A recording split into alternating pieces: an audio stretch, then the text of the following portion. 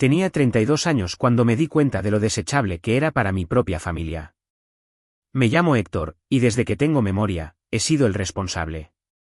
El que organiza las festividades, se asegura de que los cumpleaños no se olviden y trata de mantener a todos unidos. Es casi vergonzoso cuánto esfuerzo ponía en hacer que la Navidad fuera perfecta cada año. Este año, lo di todo. Fui el anfitrión de la cena de Navidad en mi casa por primera vez. Pasé semanas planificando el menú, limpiando, decorando, incluso comprando a todos pequeños regalos personalizados para poner en sus platos. No fue barato, pero no me importó. Quería hacer algo especial, algo que finalmente me hiciera sentir parte de la familia de nuevo después de un año difícil. Pero la Navidad llegó y pasó, y mi casa se quedó vacía. Ni una llamada, ni un mensaje de texto, lo siento, no podemos ir. Ni siquiera un emoji vago en el chat grupal para acusar recibo de la invitación. Recuerdo estar de pie en mi cocina esa noche, todavía con mi camisa elegante, mirando el pavo asado que nadie iba a comer. La casa olía increíble a ajo, mantequilla, romero, pero estaba en silencio. Demasiado silencio.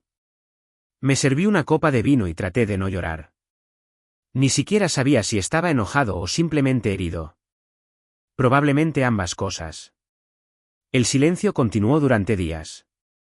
Mis padres publicaron en Facebook lo maravillosa que fue su Navidad con toda la familia. Y con eso, se referían a mi hermano y su prometida.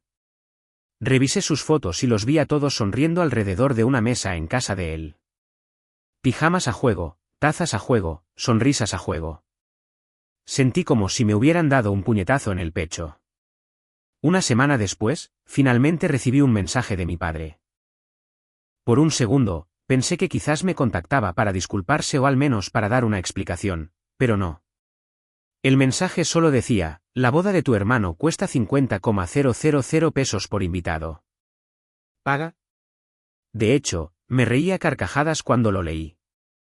Me quedé mirando el teléfono, esperando el mensaje de «es broma», que nunca llegó.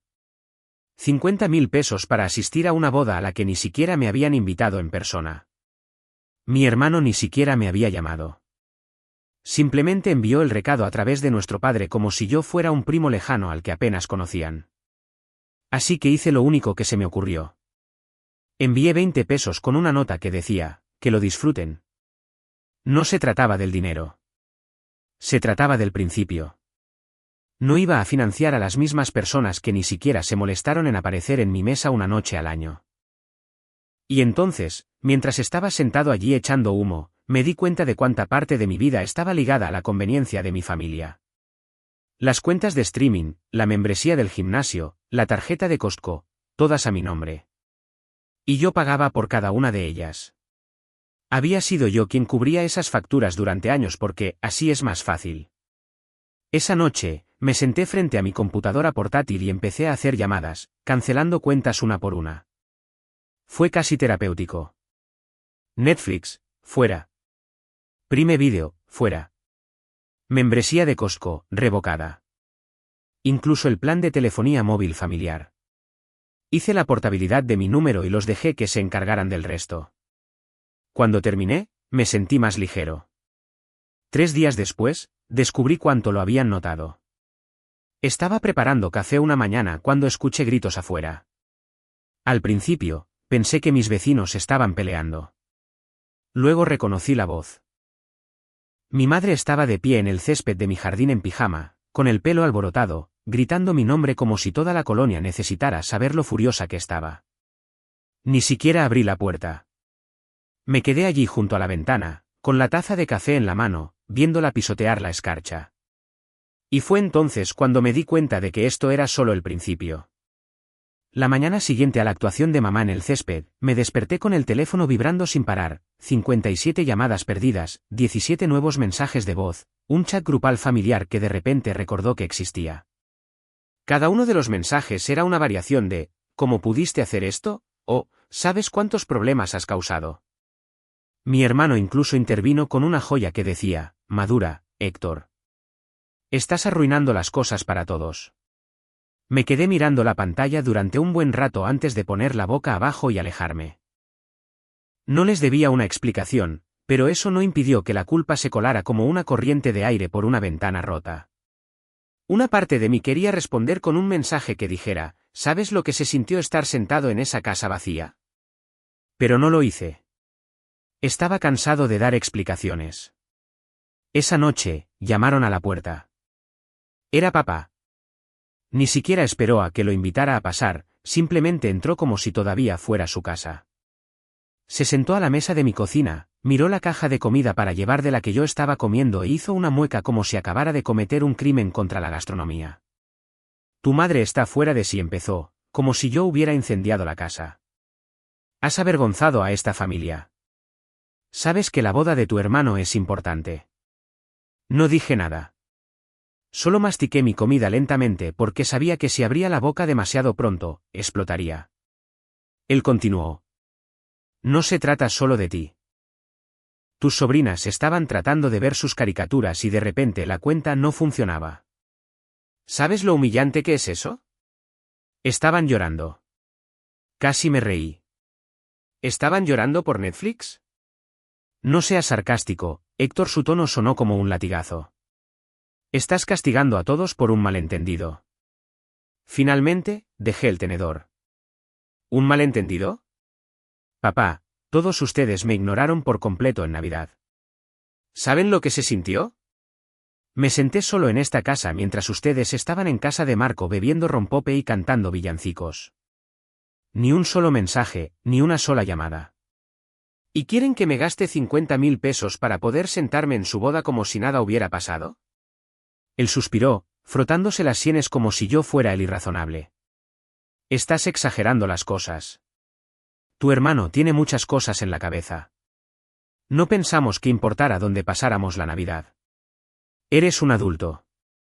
Estarás bien. Ahí estaba. La frase que había escuchado toda mi vida cada vez que mis sentimientos eran pisoteados, estarás bien. Traducción, lo que sientes no importa. Papá se quedó otra hora, alternando entre hacerme sentir culpable, tu madre lloró toda la noche, y ofrecer soluciones falsas, quizás podamos rebajar un poco el costo de la boda si te disculpas. Yo solo me quedé allí, asintiendo cuando era apropiado, sin darle nada. Cuando finalmente se fue, me sentí agotado. Me quedé en la puerta viéndolo subir a su coche, y juraría que parecía decepcionado, no de sí mismo, sino de mí, como si yo hubiera fallado en alguna obligación familiar tácita. Durante la semana siguiente, la campaña de presión se intensificó. Mamá empezó a llamar al teléfono de mi trabajo cuando no respondía al móvil. Mi tía me dejó un mensaje de voz que comenzaba con, cariño, te quiero, pero, lo cual nunca es una buena señal. Y luego llegó el mensaje de texto de mi hermano. Siempre haces esto, escribió. Haces que todo se trate de ti. No es tan difícil ser comprensivo. Solo nos casamos una vez. Escribí varios borradores antes de eliminarlos. Quería decir, solo te casas una vez, pero yo solo tengo una familia, y todos ustedes dejaron claro en qué lugar de su lista de prioridades estoy. Pero sabía que no importaría. Él simplemente le diría a mamá que estaba siendo dramático, y ella lo añadiría a su arsenal de anécdotas sobre Héctor es difícil. Luego vino la guinda del pastel. Mis padres aparecieron juntos esta vez, sin avisar, y trajeron a mi hermano con ellos.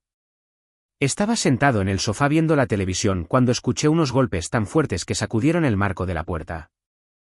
La abrí para encontrar a los tres allí de pie, con aspecto de estar a punto de organizar una intervención. Héctor, tenemos que hablar, dijo mamá, entrando antes de que pudiera responder. Esta vez no se sentaron. Se quedaron de pie en mi sala de estar como un pelotón de fusilamiento. Nos has avergonzado, dijo mamá secamente. Los padres de la prometida de tu hermano están preguntando por qué te niegas a contribuir. ¿Sabes cómo nos hace ver eso? Me quedé mirándola.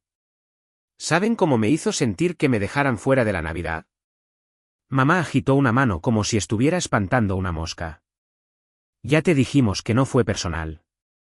Estábamos más cerca de la casa de Marco ese día, y era más fácil con los niños.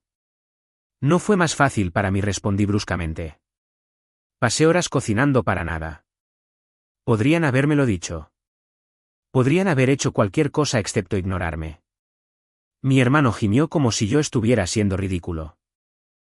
Esto es exactamente a lo que me refiero, Héctor.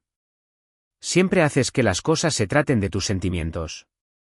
Esto es más grande que tú. Se trata de la familia.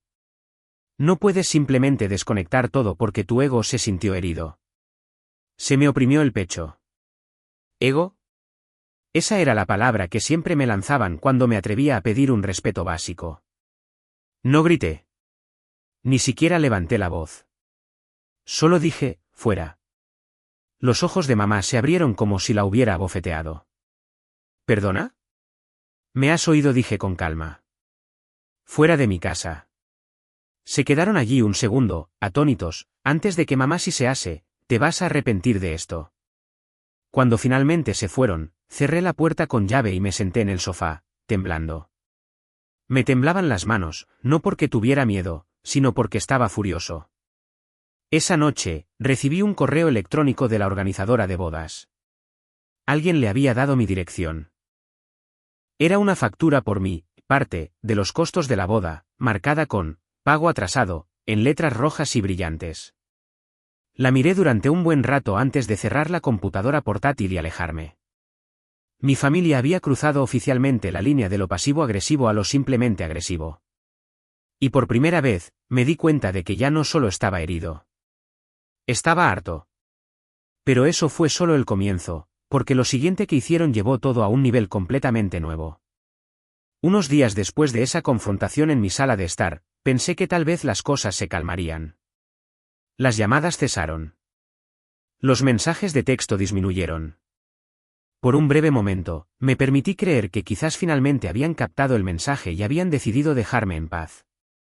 Pero en mi familia, el silencio nunca significa paz. El silencio significa que están tramando algo. Fue un jueves por la noche cuando recibí el correo electrónico de mi banco. El asunto hizo que se me encogiera el estómago, alerta de actividad sospechosa. Lo abrí y me quedé helado. Había habido múltiples intentos de iniciar sesión en mi cuenta bancaria en línea, todos desde dispositivos que no eran míos. Cambié mi contraseña, configuré seguridad adicional y traté de sacudirme la paranoia que se había apoderado de mí. A la mañana siguiente, descubrí por qué había tenido razón en ser paranoico. Me desperté con una avalancha de notificaciones. Mi cuenta corriente estaba casi vacía. Al principio, pensé que debía ser algún tipo de error. Llamé al banco, con el corazón acelerado.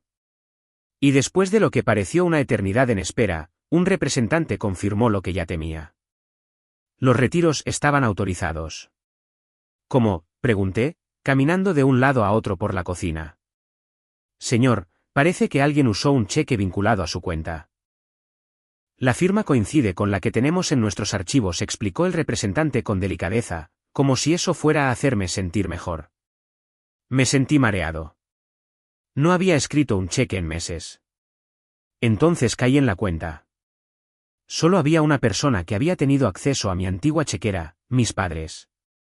Años atrás, cuando abrí la cuenta por primera vez, mamá había insistido en quedarse con algunos cheques, para emergencias. No había vuelto a pensar en ello desde entonces. Le pedí al banco que me enviara copias de los cheques cobrados. Cuando llegaron esa misma tarde, mis manos temblaban mientras abría el sobre. Allí estaba, en tinta negra, mi propio nombre en la línea de la firma, falsificada con una caligrafía que se parecía lo suficiente a la mía como para pasar a primera vista. Los cheques estaban a nombre de mi hermano, uno por 25,000 pesos y otro por 30,000 pesos. La línea de concepto en el segundo decía simplemente, fondo para la boda. Me senté en la mesa de mi cocina, mirando los papeles hasta que se me nubló la vista. Mi teléfono vibró. Era un mensaje de mi madre. Tu contribución ha sido gestionada, decía. No tienes que preocuparte más por la boda. De nada. Juro que se me helaron las manos. Mi corazón ni siquiera latía, fue como si se hubiera detenido por completo. Miré ese mensaje durante mucho tiempo, con la mente dando vueltas. No solo habían tomado mi dinero. Me habían quitado mi capacidad de decidir. Llamé a mamá de inmediato. Respondió al segundo timbre, con un tono ligero y despreocupado, como si nada hubiera pasado. Hola, cariño. ¿Llamas para dar las gracias? Mamá, dije lentamente, tratando de mantener la voz firme. ¿Cobraste mis cheques? Hubo una pausa, lo suficientemente larga como para que yo supiera la respuesta. No ibas a hacer lo correcto, dijo finalmente. No podíamos permitir que nos avergonzaras así. Es la boda de tu hermano, Héctor. Esto es lo que hace la familia. No, dije, con la voz temblando ahora. La familia pregunta. La familia no roba. No seas tan dramático, espetó. Actúas como si te hubiéramos robado. Tienes mucho dinero, Héctor. Ganarás más. Tu hermano solo se casa una vez. Algo dentro de mí se rompió. Falsificaste mi firma. Siempre exageras, dijo con un suspiro, como si estuviera regañando a un niño. Hicimos lo que teníamos que hacer. Colgué antes de decir algo de lo que no pudiera retractarme. Me temblaban tanto las manos que casi se me cae el teléfono. El resto de ese día fue un borrón. No podía concentrarme en el trabajo. No podía comer. Cada vez que miraba esos cheques, se me oprimía el pecho. No se trataba del dinero. Se trataba de la absoluta violación de la confianza. Esa noche, como para remover más el cuchillo en la herida, mi hermano publicó en las redes sociales sobre la generosa contribución de mi increíble familia, y me etiquetó en la publicación. El pie de foto decía, no habría sido posible sin ti, hermano, con un pequeño emoji de corazón. Vi todo rojo. Mi teléfono sonó de nuevo. Esta vez era papá. Héctor, tienes que dejar de armar un escándalo. El dinero ya no está. Está hecho. No arruines esto para los demás. ¿Arruinar esto? Dije, riendo amargamente. Ustedes ya lo arruinaron. Entraron en mi cuenta, falsificaron mi nombre, y ahora actúan como si yo fuera el problema.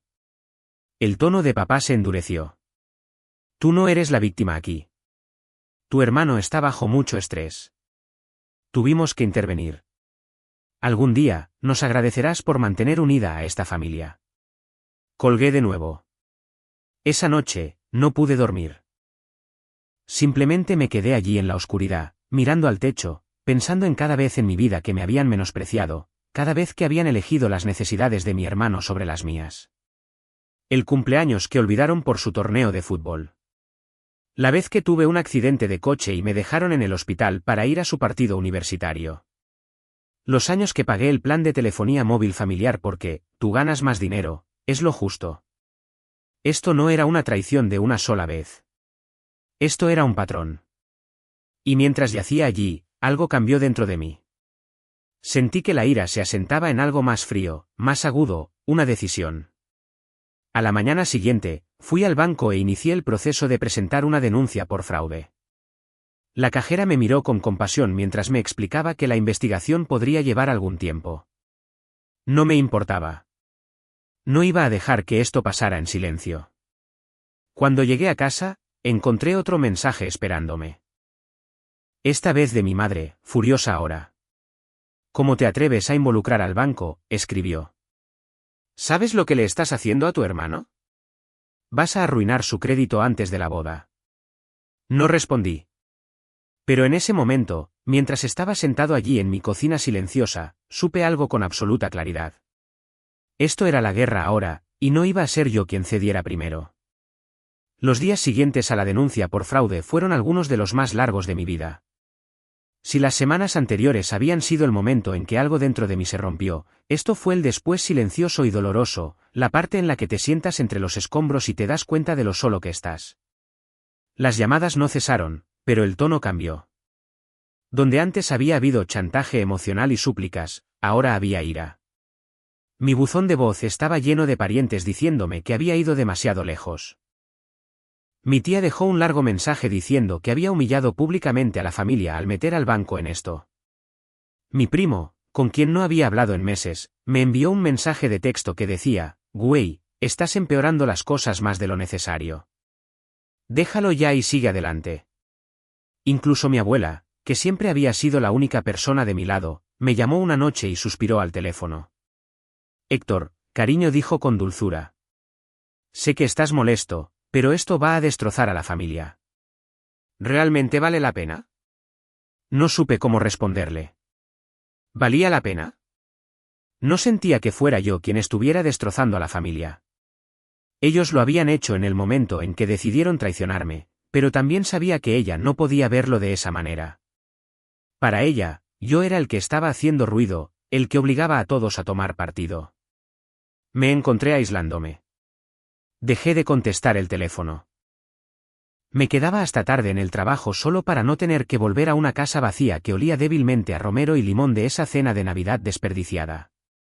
La vista de mi mesa de comedor todavía me revolvía el estómago. La vela a medio quemar en el centro se burlaba de mí cada vez que pasaba. Una noche, llegué a casa y encontré un sobre pegado a mi puerta principal. Era de mis padres. Dentro había una carta, escrita a mano con la caligrafía enlazada de mi madre, que lograba ser a la vez una disculpa y condescendiente. Héctor, comenzaba, te queremos, pero este comportamiento está hiriendo a todos. Necesitas madurar y dejar de montar semejante espectáculo. Tu hermano está bajo un estrés tremendo en este momento, y tú estás contribuyendo a ello. Piensa en los niños. No entienden por qué no pueden ver sus programas o por qué todos están enfadados con el tío Héctor. Por favor, por el bien de la familia, deja esto. Podemos hablar de la Navidad más tarde. Con amor, mamá. Leí la carta 3 veces, y cada vez sentía que mi mandíbula se tensaba un poco más. La forma en que escribió, podemos hablar de la Navidad más tarde, como si fuera un conflicto menor de agenda y no precisamente lo que había desencadenado toda esta reacción en cadena, casi me hizo romper la carta por la mitad. En lugar de eso, la doblé con cuidado y la volví a meter en el sobre. No estaba seguro de por qué la guardaba. Quizás porque sabía que necesitaría el recordatorio más adelante. La peor parte era lo silenciosa que se había vuelto la casa. Antes de todo esto, solía amar mis pequeñas rutinas, preparar la cena, ver un programa, enviar un mensaje a un amigo. Ahora todo se sentía pesado. Incluso la música sonaba mal. Ponía una lista de reproducción y luego la apagaba a la mitad porque se sentía como ruido. En el trabajo, mis compañeros empezaron a preguntarme si estaba bien. Les restaba importancia, diciendo que solo estaba cansado, pero la verdad era que no dormía. Me quedaba despierto por la noche mirando al techo, repasando cada palabra que mis padres habían dicho en mi sala de estar, cada vez que me habían hecho sentir pequeño a lo largo de los años. No se trataba solo de este incidente. Eran años de ser el confiable, el que podía con todo, el que siempre daba más de lo que recibía. Y en algún momento de esas noches de insomnio, la ira comenzó a endurecerse en algo más frío. Un viernes, salí antes del trabajo y fui al banco en persona. Me senté con un gerente y revisé cada cuenta que tenía, asegurándome de que no hubiera otros cheques flotando por ahí, ni vínculos ocultos que mi familia pudiera explotar. Moví mis ahorros a una nueva cuenta que ellos no conocían y configuré una verificación adicional en todo lo que pude. El gerente, un hombre mayor y amable con gafas, me miró por encima del escritorio y dijo en voz baja, he visto esto antes. Las disputas familiares pueden ponerse feas. Estás haciendo lo correcto al protegerte. Esa fue la primera vez que alguien fuera de la situación validó lo que estaba sintiendo, y me golpeó más fuerte de lo que esperaba. Salí del banco sintiendo que podía respirar por primera vez en días. Durante el fin de semana, empecé a hacer una lista. Al principio, eran solo cosas prácticas, qué cuentas seguían a mi nombre, qué facturas estaba pagando que beneficiaban a mi familia. Pero a medida que seguía escribiendo, la lista se convirtió en algo más. Anoté cada desaire, cada momento en que me habían ignorado, cada vez que mis padres habían elegido las necesidades de mi hermano sobre las mías. Para el domingo por la noche, tenía páginas de notas. Mirarlas todas juntas era como observar un mapa de toda mi vida, un mapa que mostraba exactamente cuántas veces me habían hecho a un lado, esperado que me sacrificara, dicho que estaba bien, cuando no lo estaba. Todavía no sabía qué iba a hacer con esa lista, pero solo escribirla me hizo sentir menos impotente.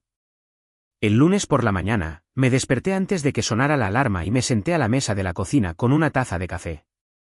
Por primera vez en semanas, me sentí tranquilo. No feliz, no exactamente, pero estable. Ese fue el día en que dejé de esperar una disculpa. Y ese fue el día en que silenciosamente comencé a planificar. Aún no era venganza, no exactamente.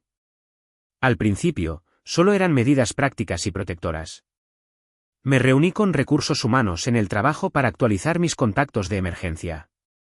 Cambié las cerraduras de mi casa. Actualicé mi testamento, algo que había estado posponiendo durante años. Pero debajo de esos pasos prácticos, algo más agudo se estaba formando. Porque por mucho que me estuviera protegiendo, una parte de mí comenzaba a imaginar cómo se sentiría cambiar las tornas. Dejar de ser la persona en la que podían confiar. Hacerles sentir lo que era ser excluido, dejado atrás, dejado en la oscuridad. Aún no estaba listo para actuar. Pero la idea ya estaba ahí, y no iba a desaparecer. Luego, justo cuando pensaba que las cosas no podían caer más bajo, recibí una invitación por correo, una invitación de boda formal, en relieve, con mi nombre. En contribución del invitado, figuraban los 50,000 pesos que me habían quitado, marcados como pagado. Y justo debajo, en una cuidada letra cursiva, mi hermano había escrito una nota personal: me alegro de que hayas respondido por la familia. Nos vemos allí. Dejé la invitación en la encimera y salí de la habitación. No lloré. No grité. Simplemente me senté en silencio, dejando que la ira se asentara más profundamente hasta que se sintió como piedra. Porque ahora sabía exactamente lo que había que hacer. En las semanas posteriores a esa invitación de boda, algo en mí cambió. Dejé de reaccionar a cada mensaje, a cada llamada, a cada intento de hacerme sentir culpable. No era que los perdonara ni mucho menos, pero decidí que no dejaría que su caos controlara más mi día. Por primera vez en mi vida, comencé a vivir como si no existieran. Fue casi desconcertante lo rápido que las cosas comenzaron a sentirse más ligeras una vez que tomé esa decisión. Me sumergí en el trabajo, asumiendo proyectos a los que antes estaba demasiado distraído para comprometerme. Mi jefe lo notó. 2 semanas después, me llamó a su oficina y me ofreció un ascenso, uno de verdad, no solo un cambio de título. Venía con un aumento lo suficientemente grande como para que el dinero que me habían robado ahora pareciera un error de redondeo. Fui a casa esa noche, me serví una copa y me senté en la mesa de la cocina mirando la carta de oferta. Pensé en cómo mi padre me había llamado egoísta por no financiar la boda, en cómo mi madre había dicho que estaba montando un espectáculo. Y luego pensé en esto, yo, sentado en mi propia casa, con mi propia carrera, ganando mi propio éxito que nadie podía quitarme. Fue la primera vez en mucho tiempo que me sentí orgulloso de mí mismo. Con el aumento llegaron nuevas posibilidades. Pagué lo último que quedaba de mis préstamos estudiantiles y luego comencé a poner dinero en una cuenta separada, una privada que nadie de mi familia conocía. Cada nómina, una parte iba allí. No para ellos, no para emergencias, no para alguna hipotética cena de Navidad futura. Solo para mí. Empecé a cuidarme mejor también. Fue casi vergonzoso lo rápido que me di cuenta de que había estado descuidando mis propias necesidades.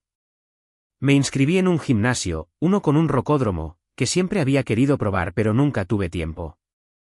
Encontré un entrenador que no me hizo sentir juzgado por estar fuera de forma.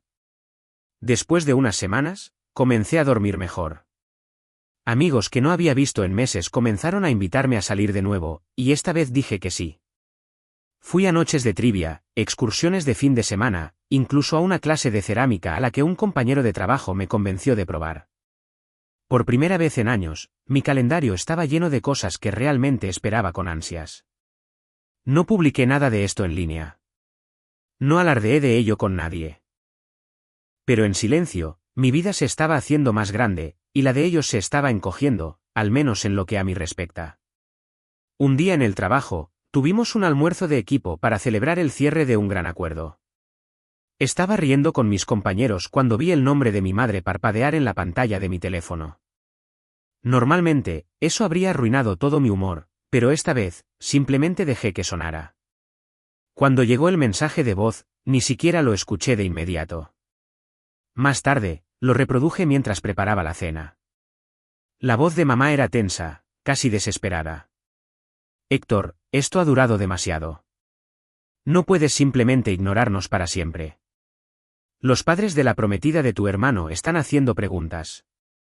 La gente está empezando a preguntarse qué te pasa. Sonreí para mis adentros, revolviendo la sartén. Por una vez, la vergüenza que intentaba arrojarme encima no se adhirió. Para la primavera, la investigación por fraude había avanzado.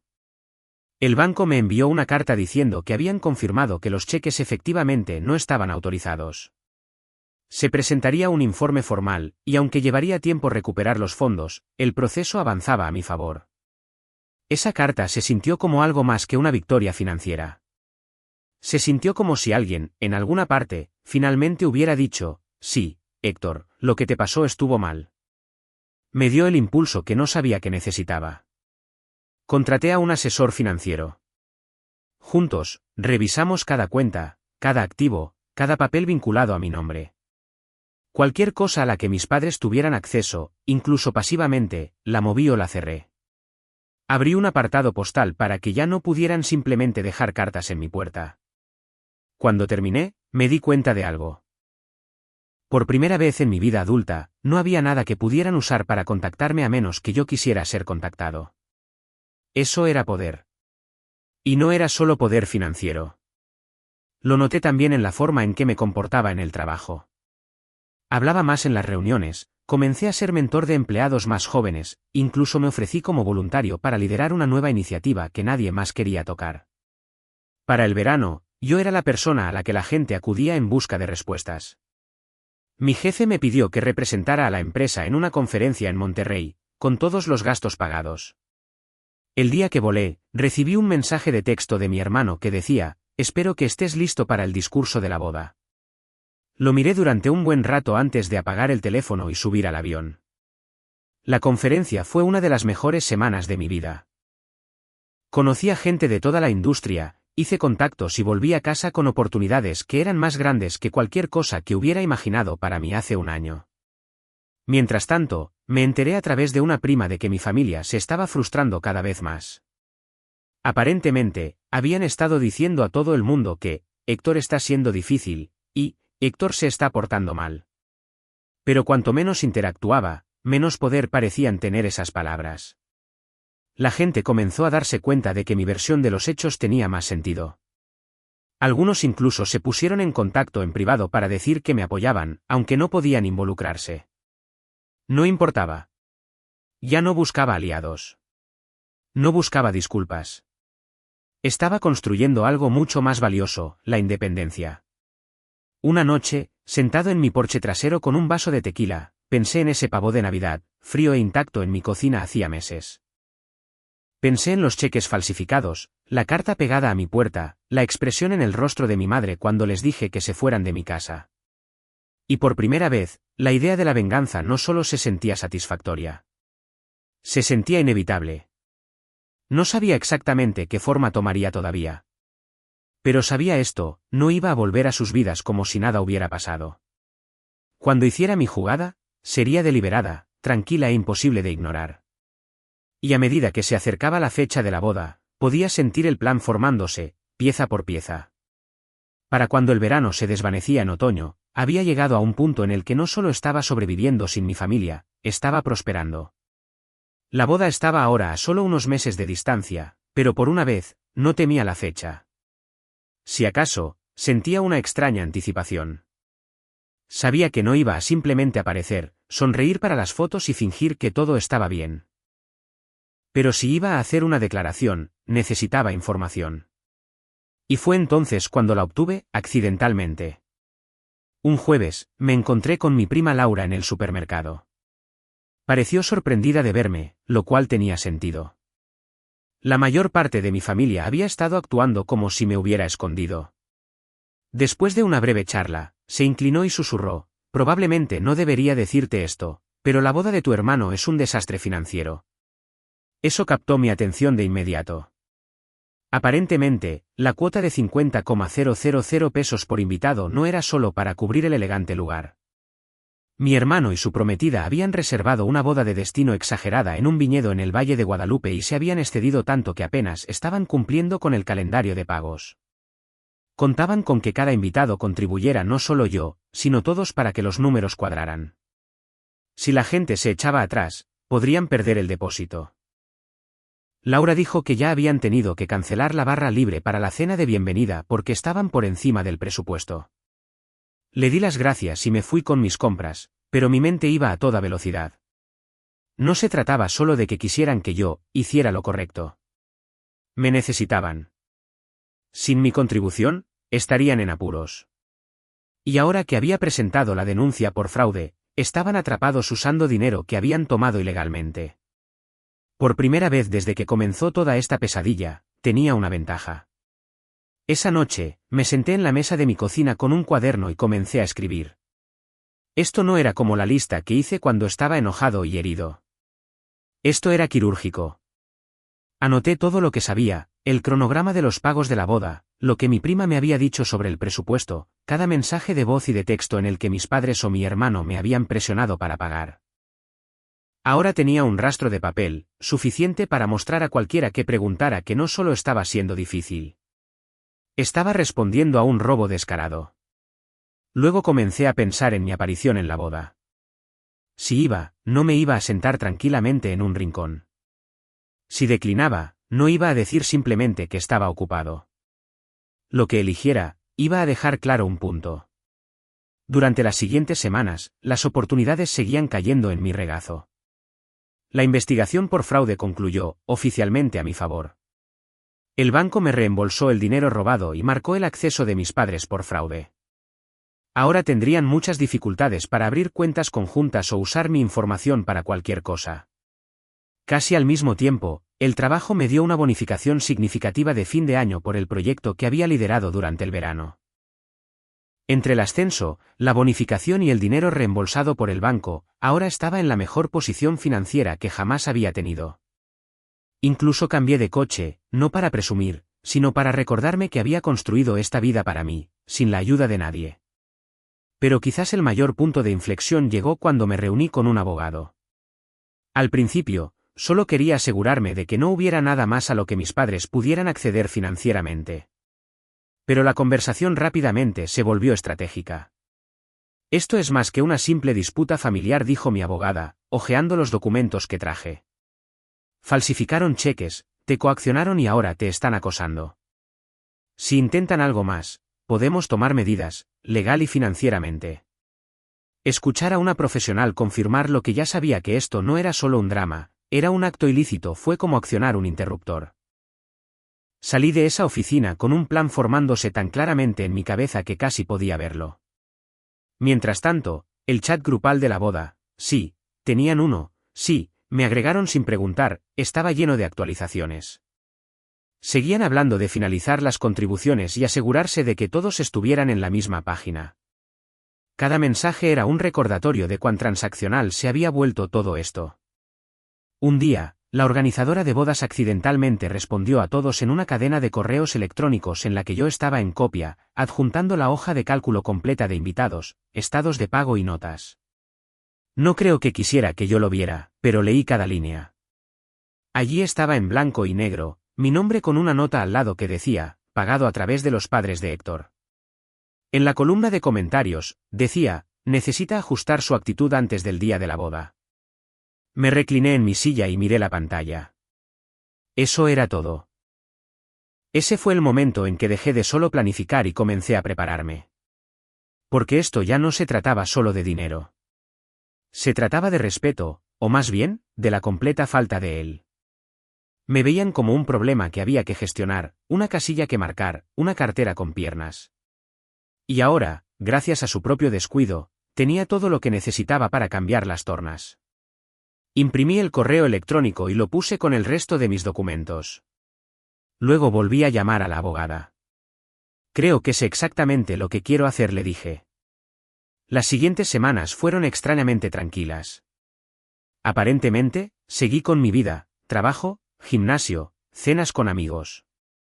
Pero entre bastidores, estaba moviendo las piezas, asegurando mis finanzas, redactando una carta, asegurándome de que cuando finalmente hiciera mi jugada, cayera como un trueno. Cada vez que pasaba por mi refrigerador y veía esa invitación de boda todavía pegada con un imán, sonreía un poco. No por alegría, sino por certeza. Ya no iba a protegerme solamente. Iba a asegurarme de que nunca olvidaran el día en que decidieron cruzarse en mi camino. La fecha de la boda estaba marcada en mi calendario, no como un evento que esperar con ilusión, sino como una fecha límite. Todo lo que hice en las semanas previas fue deliberado. Cada paso se sentía como afilar una cuchilla, lento, metódico, preciso. Comencé finalizando mis finanzas. Mi abogada me ayudó a redactar una carta formal a mis padres y a mi hermano, declarando en un lenguaje legal claro que el dinero que habían tomado había sido marcado como fraude, reembolsado por el banco, y que cualquier intento futuro de acceder a mis cuentas o de presentar mi contribución como voluntaria sería considerado acoso financiero. Era profesional, tranquila y lo suficientemente intimidante como para llamar su atención. La envié por correo certificado. 3 días después, recibí el acuse de recibo y luego. Silencio. Ni siquiera una llamada telefónica. Ese silencio fue casi más dulce que una disculpa. Pero no había terminado. A continuación, preparé una carpeta, un paquete limpio y organizado con copias de los cheques falsificados, la carta de reembolso del banco, la cadena de correos electrónicos de la organizadora de bodas y un breve resumen de los acontecimientos desde la Navidad en adelante. No era dramático. No era emocional. Eran solo hechos, limpios e innegables. Y entonces esperé. Llegó la semana de la boda. Familiares lejanos estaban volando a la ciudad, y sabía por las redes sociales que mis padres se estaban desviviendo por tener todo listo. Mi hermano publicaba actualizaciones diarias sobre el fin de semana más importante de nuestras vidas. La noche antes de la boda, recibí un último mensaje de texto de mi madre: Héctor, esperamos que te comportes mañana. Este es el día de Marco. Por favor, no montes una escena. Sonreí ante eso, porque no tenía ni idea de que la escena ya estaba montada, y no por mí. Había confirmado mi asistencia hacía meses, pero no le había dicho a nadie cómo planeaba asistir. La mañana de la boda, me puse el traje más elegante que tenía. No un smoking alquilado, no algo insulso. Un traje de color carbón hecho a medida, perfectamente planchado, el tipo de atuendo que dice, no estoy aquí por accidente. Cuando llegué al viñedo en el Valle de Guadalupe, fui recibido por la organizadora de bodas, que pareció sorprendida de verme. Le entregué un sobre mi paquete de documentos y le dije con calma: asegúrate de que esto llegue a los padres de la novia antes de que comience la ceremonia. Ella dudó, luego lo tomó. Dentro de ese paquete estaba todo, la prueba de que su narrativa de generosas contribuciones se basaba en dinero robado, una declaración educada pero firme de que no financiaría más gastos, y una solicitud de que mi nombre fuera eliminado de cualquier mención de contribuyentes en sus discursos o materiales. Para cuando tomé asiento, podía sentir que el efecto dominó comenzaba. Los padres de la novia estaban sentados 2 filas más adelante, susurrando furiosamente, pasándose la carpeta de un lado a otro. Mi hermano me miró una vez, frunciendo el ceño, como si sintiera que algo había cambiado pero no pudiera identificar qué. Me senté allí tranquilamente, con las manos cruzadas, sonriendo ligeramente. La ceremonia continuó como estaba previsto durante un tiempo. Pero después de los votos, cuando el oficiante invitó a los padres a decir unas palabras, hubo una pausa larga e incómoda. Mi madre se levantó, se acercó al micrófono y luego solo dijo: «Felicidades», antes de volver a sentarse, con los labios apretados y pálida. Fue sutil, pero pude verlo. La tensión, las conversaciones en susurros, las miradas de reojo. Para cuando pasamos a la recepción, el cotilleo ya había comenzado. No confronté a nadie directamente. No levanté la voz. Simplemente me aseguré de que la verdad fuera innegable y dejé que hiciera su trabajo. Durante la cena, capté fragmentos de conversación de las mesas cercanas. ¿Oíste lo de los cheques? Al parecer, Héctor en realidad no aceptó pagar. Espera, ¿falsificaron? No me extraña que esté enfadado. Para cuando terminó el primer baile, el ambiente había cambiado por completo. La imagen de cuento de hadas que mis padres se habían esforzado tanto por mantener tenía grietas, y todos podían verlas. Cuando mi hermano finalmente me acorraló cerca de la barra, su cara estaba roja. «¿Qué has hecho?» siseó. Tomé un sorbo de mi bebida, lo miré a los ojos y dije con calma: «He dicho la verdad». «No podías simplemente dejarlo pasar», dijo, su voz elevándose. «Lo dejé pasar», repliqué con ecuanimidad. Dejé de pagar por cosas que no había aceptado. Dejé de ser el tapete de la familia. Deberías estar agradeciéndome. Tuviste tu boda. Tuviste tu dinero. Lo único que hice fue asegurarme de que la gente supiera cómo lo conseguiste. Su mandíbula se movió como si quisiera gritar, pero con los invitados mirando, simplemente me fulminó con la mirada y se marchó. Me quedé el tiempo suficiente para terminar mi bebida, luego me escabullí en silencio antes del corte del pastel. A la mañana siguiente, mi teléfono se iluminó con mensajes de primos y viejos amigos de la familia. La mayoría eran cortos, bien por ti, no tenía ni idea, pero algunos eran más largos, diciendo cosas como, siempre nos preguntamos por qué te trataban diferente. Por primera vez en meses, sentí que había exhalado por completo. No fue ruidoso. No fue dramático. Pero fue limpio. Y era solo el principio. Porque la boda podía haber terminado, pero las consecuencias apenas comenzaban.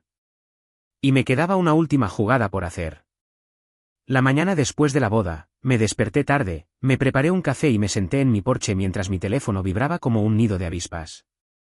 El chat grupal de mi familia era una tormenta en toda regla, mensajes volando de un lado a otro, gente exigiendo explicaciones, otros defendiéndome, algunos diciendo que no tenían ni idea de lo que había estado pasando.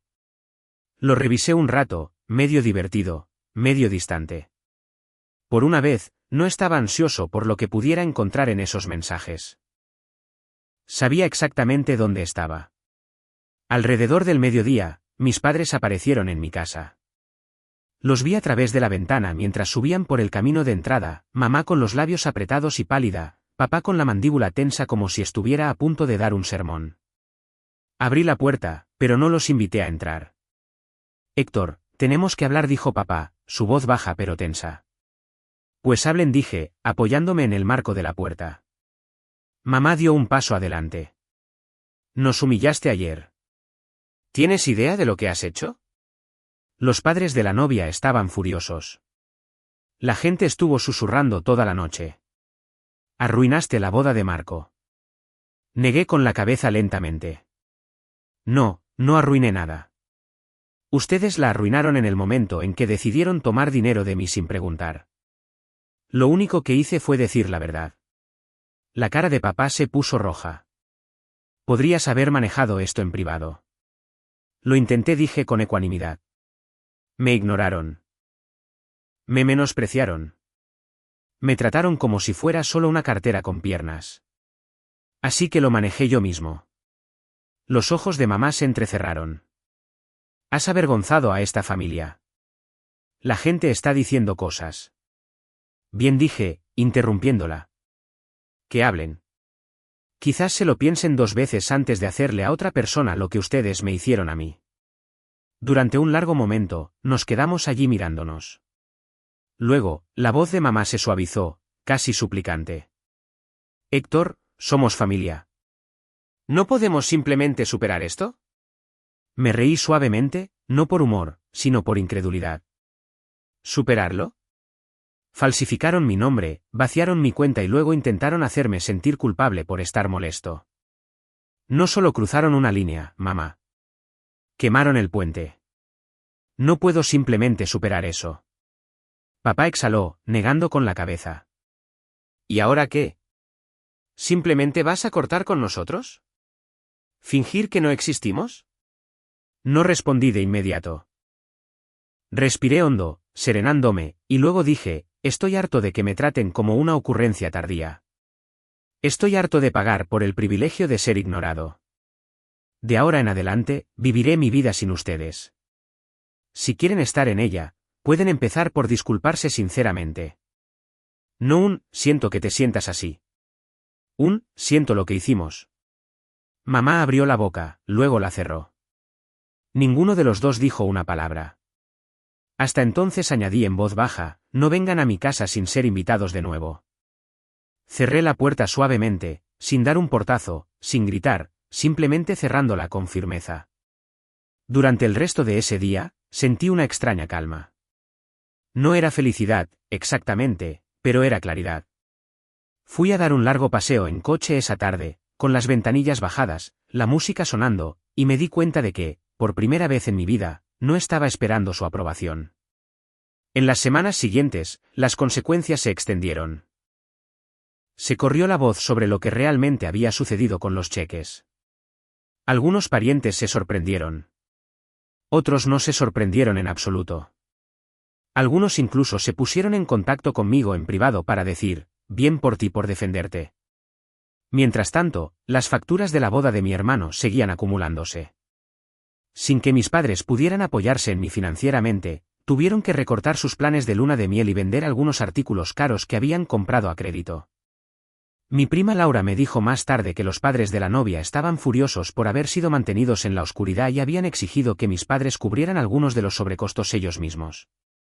Mis padres intentaron llamar unas cuantas veces más, pero lo dejé ir al buzón de voz. Finalmente, las llamadas cesaron. Un sábado, quité la invitación de boda de mi refrigerador, la metí en la carpeta con el resto de mis documentos y la guardé en mi archivador. No como un recuerdo, sino como un recordatorio de lo que había sobrevivido. Esa noche, invité a algunos amigos a cenar. Nos sentamos alrededor de mi mesa, comiendo, riendo, hablando hasta altas horas de la noche. Por primera vez desde esa solitaria Navidad, la casa se sintió llena de nuevo, llena de una manera que no tenía nada que ver con parientes de sangre y todo que ver con personas que realmente se preocupaban por mí. Mientras recogía la mesa y apagaba las luces, vi mi reflejo en la ventana. Me veía diferente, más ligero. Me di cuenta entonces de que no solo me había vengado. Había recuperado mi vida. Y se sentía mejor de lo que jamás había imaginado.